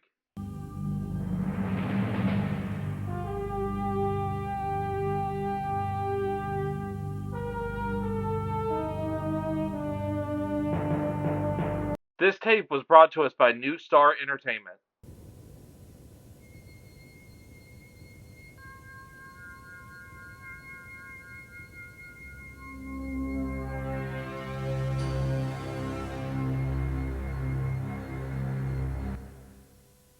They had some interesting releases. One is White Forest, starring Flash Gordon himself, Sam Jones. Something I want to see really bad, Frankenstein General Hospital, and that crazy movie where a cat comes out of another cat, The Uninvited. Let's take a look. Incoming slipcase with a nice foot tattoo. Man, I should have gotten that one. Let's see, one side is good. And yes, the other. Perfect display. Now on the back I see pictures of screaming but no hiding. That's a shame. That's a real shame. And the tape itself, nice sticker with the logo. Perfect. So perfect.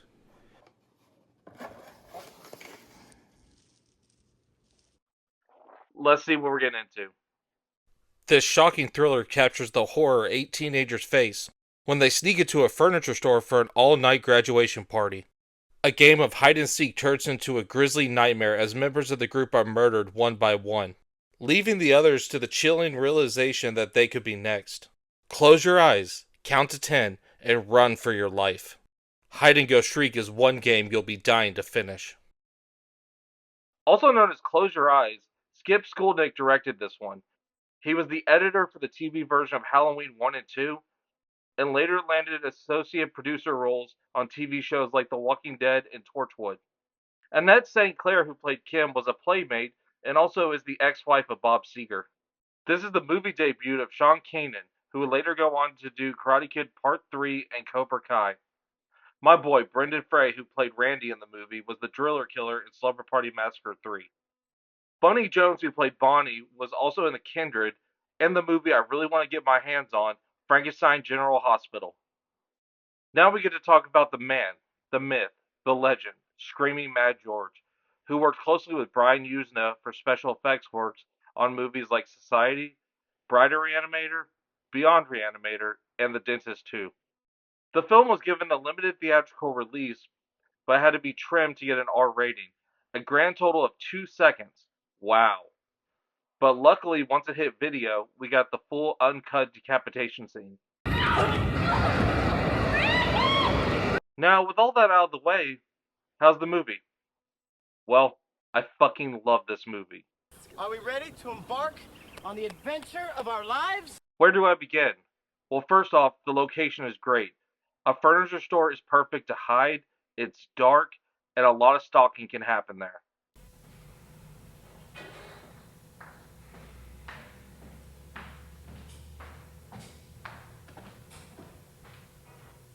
Now for the gimmick of the movie.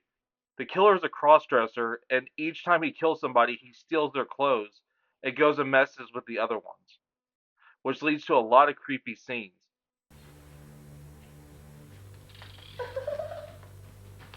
Melissa, are you nuts? Now for the killer himself. He's killing to try to get to his ex-prison boyfriend, who now works and lives at the furniture store, killing all the teens in his way as an act of love. Later in the movie, you see that they have matching tattoos. The killer has it on his foot, and the ex-boyfriend has it on his hand. Now, for a slasher film at the time, they actually gave a lot of depth and creativity to the characters. And, as you could tell, it was a gay partnership, which you really didn't get at the time. What are you doing? We have to clean our home. Make it nice again. I told you it was over, and now you've killed people. They were coming between us. And as for the other characters, they're really fun and goofy. At this time in slasher films, it almost became a parody of themselves. Like, look at the Sleepaway Camp and the Slumber Party Massacre sequels. They're fully aware of what they are, and they have fun with it. Now, I love the down and dirty early 80s slasher movies, but these later entries are really fun. Walk this way.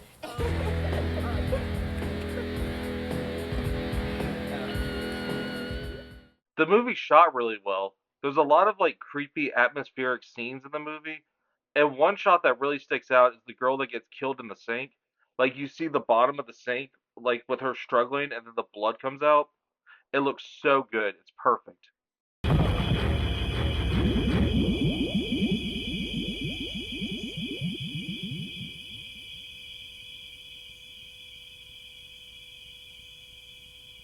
And of course, with Screaming Mad George doing the effects, they're top notch.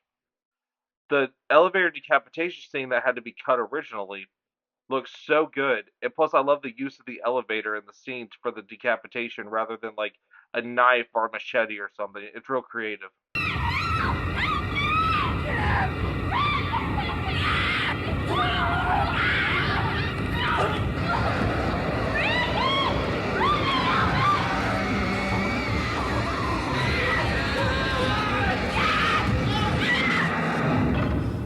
With all that being said, I highly recommend the movie if you couldn't tell by now. I wish it was talked about more in the slasher community than it was. It has creative kills, packed with nudity, goofy characters. It's a time worth having, and you should definitely check it out. He's the best one yet. So, which is better, the box or the tape? Well, this time around, I'm going to say both of them are big winners. Oh my God! To me, the box matches the tape perfectly. I mean, look at this thing. I want an original poster of this with the girl under the bed and the foot tattoo and that cool logo right there. It's just perfect. A great movie wrapped in a great box. You can't go wrong. So again, this time, both win. Hey, ready to boogie? Well, that's all for this episode. Tune in next time, where I really don't know what I'm picking, but whatever is calling to me is going to be the next episode. So it's going to be a surprise. So until then, tune in next time. Hello, and welcome to Box or Tape, where I decide which is better, the box or the tape. This episode, we're going to be looking at Evil Laugh.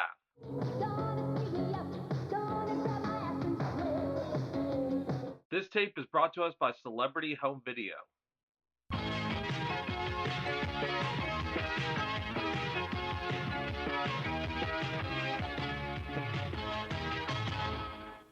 Formed in 1987, the company was well known for their low-budget action, horror, and softcore adult films, stuff like Hollywood Cop and Fatal Pulse. But they were most well known for their Just for Kids label, which released the Gamera series. Let's take a look. Okay, let's see what we got here. A skeleton, a lady. Good so far. That's a downside, but at least I can display it right there. Same picture on both sides, too. Let's check out the back. Wow, they really like to use that axe photo, don't they? And now time to get the tape out, if I can. Having trouble. There we go. The sticker's seen some better days, but it's still a good sticker. It's not printed on, so good job.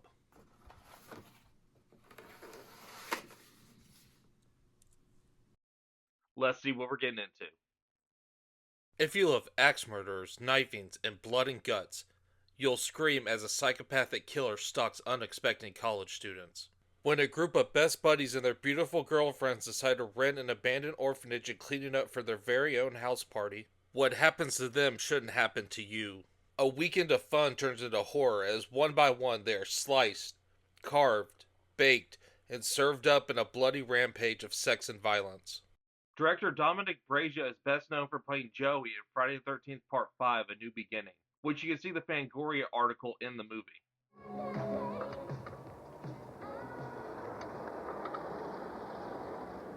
This is the only acting role for Jodie Gibson, who was later nicknamed Sasha and known as Hollywood's Super Madam, owning one of the world's largest escort services.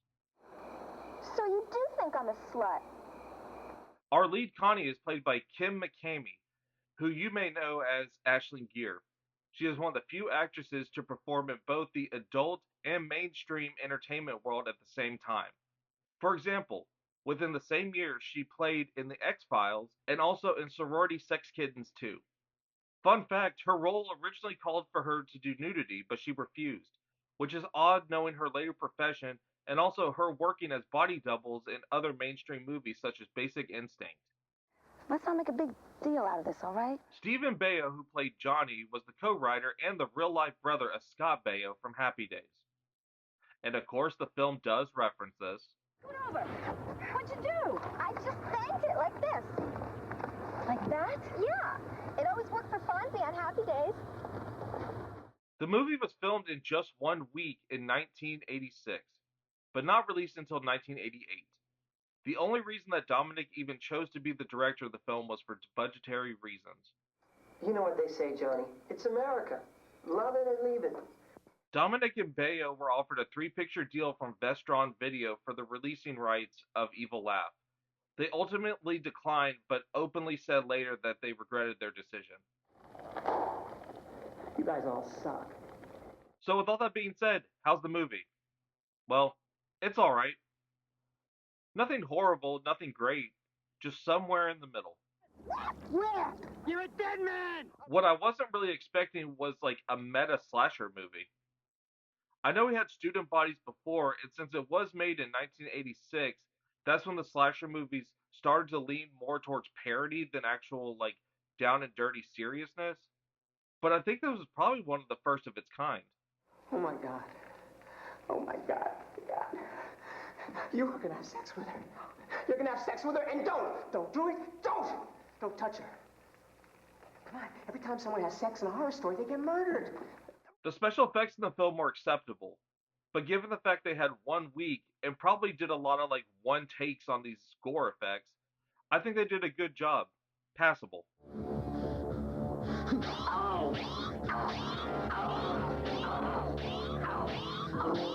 Now, this is where I'm going to address the elephant in the room, and this is why I almost didn't do the movie, but I decided to do it anyway. But the director, Dominic, was accused of child molestation by Corey Haim's mother.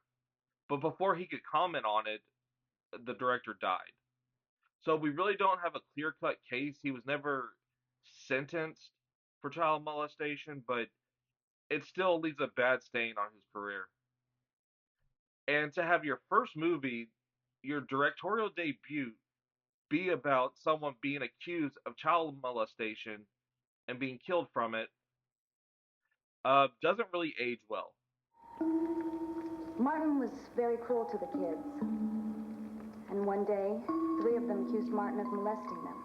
The characters in the movie are okay. They're written to be almost comedic characters, so you have a lot of people shooting out jokes and one-liners and stuff, which a lot of them fell flat for me, and the slapstick and the jokiness really didn't gel well with me. I think other movies do it better, but overall, they're not dislikable. Like they're not. I didn't want to see them die, but it just wasn't. I didn't really connect with any of the characters, except for maybe the guy that was referencing all the horror movies. I kind of saw myself in him. When you go swimming, there's a surefire way to tell if she wants you. Now, rub yourself all over your arms, your legs, your butt. It turns them on. And for fuck's sake, guys, if you're gonna call your movie Evil Laugh, do us a favor and have a good evil laugh. Because this one doesn't.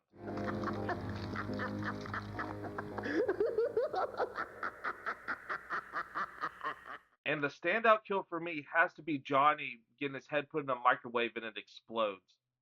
The effects are actually pretty good with this one. You can tell how they did it, but it was done very well and easily the most creative kill of the movie. It's not working.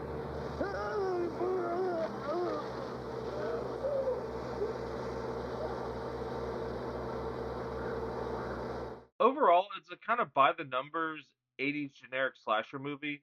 The meta aspect does make it stand out, but sadly, due to the accusations of the director, the plot does not age well at all.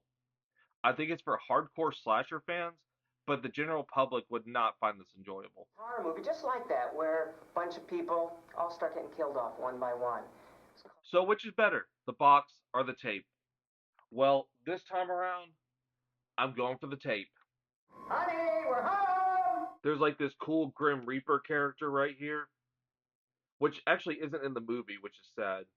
You have a dead body, and you have a girl right here, scantily clothed, about to be attacked. This was the sole reason I bought this 15 years ago, was based on the cover, and then I found out that Joey from Friday the 13th Part 5 directed it, so I knew I had to have it. But the problem is, it's a great cover wrapped in a generic slasher movie.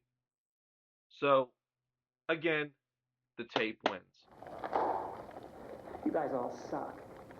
Well, that's it for this episode. Tune in next time, where I'm going to take a break from all these slasher movies and start going into a new genre. What that genre is, you'll have to tune in to find out. See you next time. Hello, and welcome to Box or Tape, where I decide which is better, the box or the tape.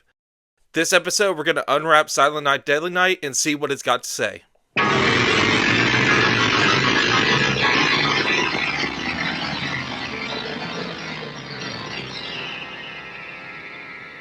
This big box is brought to us by USA Home Video.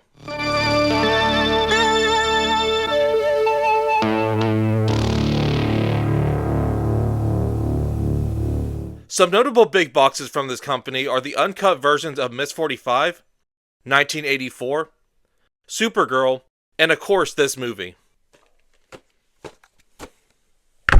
Let's take a look. Okay, just had surgery on my right hand. Let's see how good I am with a lefty.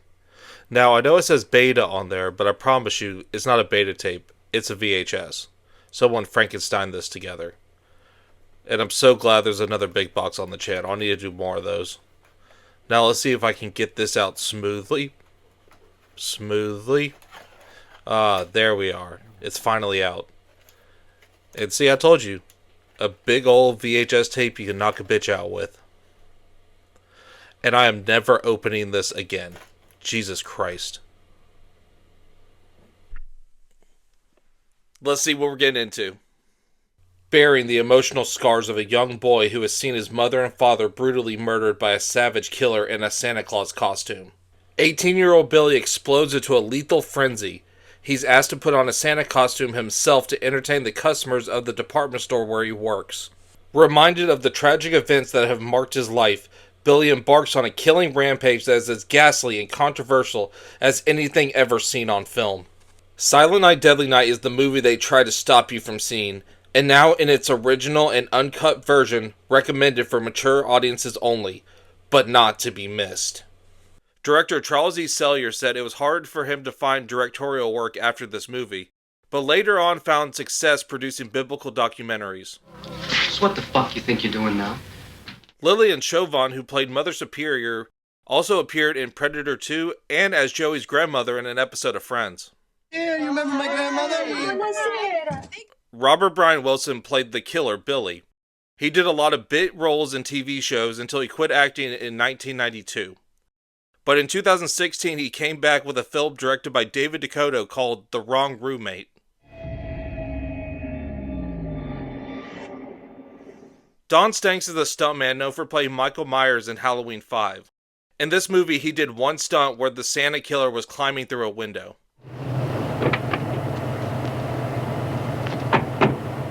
And of course Linnea Quigley's in this one, my girl. She's known for other roles such as Don't Go Near the Park, Return of the Living Dead, and Hollywood Chainsaw Hookers. The film opened up the same time as A Nightmare on Elm Street and was surpassing it until its second week when it got pulled. What they were doing was something very, very naughty. Yeah, this movie had a little bit of controversy behind it. Some mothers with too much time on their hands decided to form a group and protest the movie, and they made such a stink about it that it actually got pulled from theaters. Rob, when Silent Night, Deadly Night was first released, many parents were shocked that a movie about a maniacal Santa Claus would be shown at Christmas time. Well, now it's the month of May, and the film's producer is trying again. What led to more controversy was that Siskel and Ebert even reviewed the movie. Siskel going as far as shaming the producers and the production company behind the film. But there's no question in my mind that the showing of Santa with an axe on free TV and commercials is sick and sleazy and mean-spirited. So let's repeat the names of the people who did it. TriStar Pictures, co-owned by Columbia Pictures, CBS, and Home Box Office. Shame on you. Actor Mickey Rooney was a big detractor of the film, but later on the hypocrite ended up starring in Silent Night, Deadly Night 5, The Toy Maker. Always wanted a real boy. Now the question is, did this movie deserve all the controversy behind it? Did it deserve all the hate? Is it just another sleazy 80s slasher movie trying to kick on a trend? Or is there more behind it? I think there's more behind it, and I'm about to tell you why. You are gonna love it. This is one of the few instances in a slasher film where we get to see our character's mental decline. The kid gets to see his mother raped and murdered and his father killed by a guy in a Santa outfit. Then him and his brother go to an orphanage where Mother Superior psychologically and physically tortures this child until he finally leaves. You see all of this in the first half of the movie. And again, you don't really get to see a lot of insight for killers in the slasher movies. Most of them don't really even have a real reason. A lot of it's like a revenge plot or just some psychopath that got let from an asylum. This one really, you travel along with Billy to find out why he's so insane. And then when he finally snaps, it's not justified. Nobody should be murdered. But you can kind of see his reasoning behind it. And the question of what's naughty or not and what punishment will he get if he does certain acts. There's a scene where he imagines a girl he likes having sex with her and it freaks him out. I've gonna be good. And again, I give credit to this movie that you could write off as a sleazy 80s slasher flick, but at the end of the day, it's more of a character study of a boy who endured all this trauma and finally snapped. The standout kill for me has to be the Linnea Quigley death. She's picked up, she's topless, she gets speared with the deer head on the wall. Oh, it's gorgeous.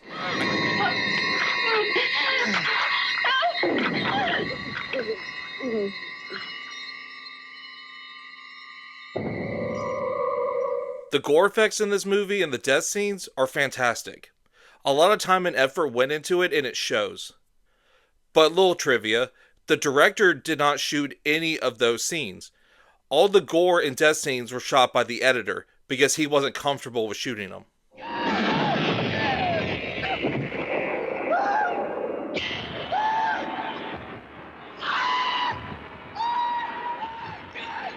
For this type of movie, the acting is actually really good. Nobody's half-assing it. Everybody's having a good time. The characters that they play are memorable. Like, everybody in the movie, every little side character is memorable in their own way. You see Santa Claus tonight? You better run, boy. You better run for your life.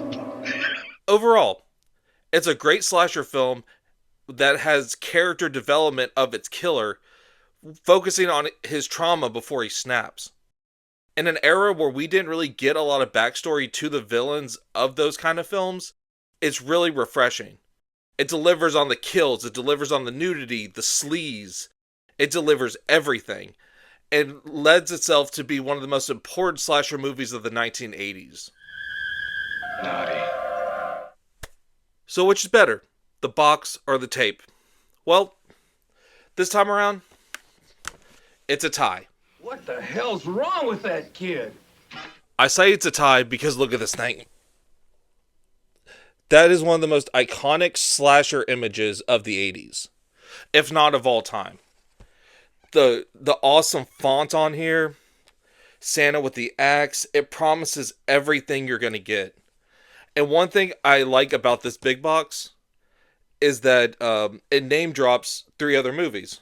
Nightmare on Elm Street, Halloween, and Friday the 13th. And in my opinion, it blows 2 of them out of the water as a slasher movie of its era. So, instead of Milo name dropping and the movie sucks, and nobody remembers it, this had 4 sequels, a remake, and a remake coming up. So, this has a legacy of its own. Controversy or not, it's still a great movie. So, again, great movie, wrapped in a great packaging, it's a tie. Well, that's all for this episode, guys. And it may be the last one of this year. So if it is, hope you guys have a Merry Christmas, Happy Holidays, a safe New Year, and I'll see you in 2026. Naughty.